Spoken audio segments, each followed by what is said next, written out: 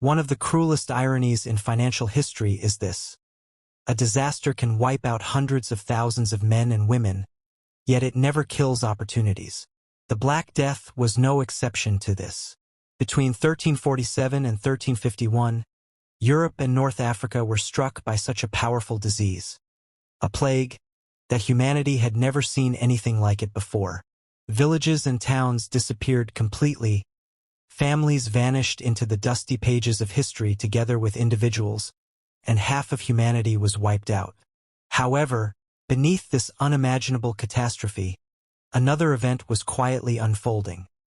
Wealth was being redistributed in a way that would make modern crises look small. While families that had been powerful for centuries collapsed, new fortunes and new dynasties began to emerge. Like a new order rising from the ashes of disaster, this shift in power was so strong that we can say the balance of power that people had embraced for centuries was overturned in a very short time. It may be heartbreaking to say this, but the truth is that even as millions of people approached the end of their lives, some families became wealthier than ever before. Because history always works the same way.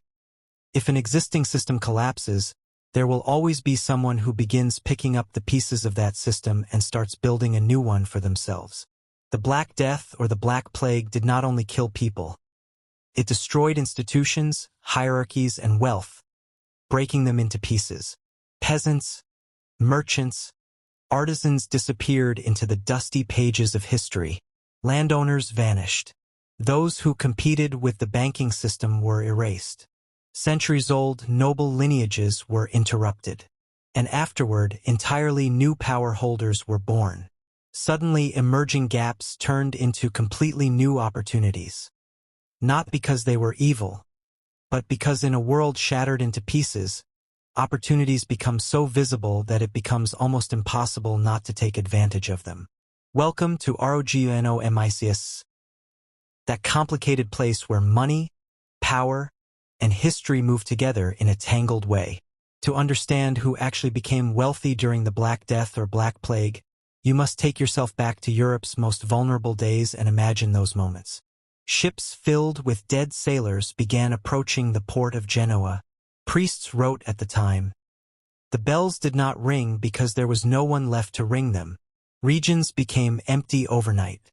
The silence of the streets was witnessing perhaps the darkest times in history. The fear of death had settled upon individuals like a heavy fog. Documentaries usually prefer to stop here, but our story actually begins right at this point. Because the plague did not only kill people, it also took down the order, the class structure, and the hierarchy along with them. As labor disappeared, the feudal order began to break apart. Abandoned agricultural lands created a vacuum. Trade networks collapsed. Financial institutions went bankrupt because they could not pay their debts. And out of all these cracks emerged the new winners.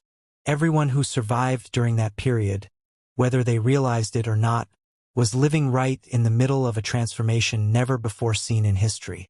The real question is not, did people become wealthy? But, who became wealthy, and how? The real story lies exactly here. And to find the answer to this question, one often overlooked clue must be followed. In a world where inheritance ties were broken and rivals were half dead, to whom was power, wealth, and fertile land transferring? The first surprising truth is this: many names that are very popular today, great figures of art, empire, and banking, actually owe their rise to the chaos created by the Black Death. Florence is the clearest and most realistic example of this. As the plague waves killed people, the city became a place inhabited only by survivors. Rival bankers died.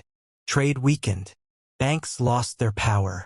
And into this empty space stepped a man named Giovanni di Bicci de' Medici, not noble, but an extraordinary banker. When he founded the Medici Bank in 1397, the second plague wave was striking the city again. Most of Florence's great banking families were already gone. Giovanni filled this gap. He took over papal finance.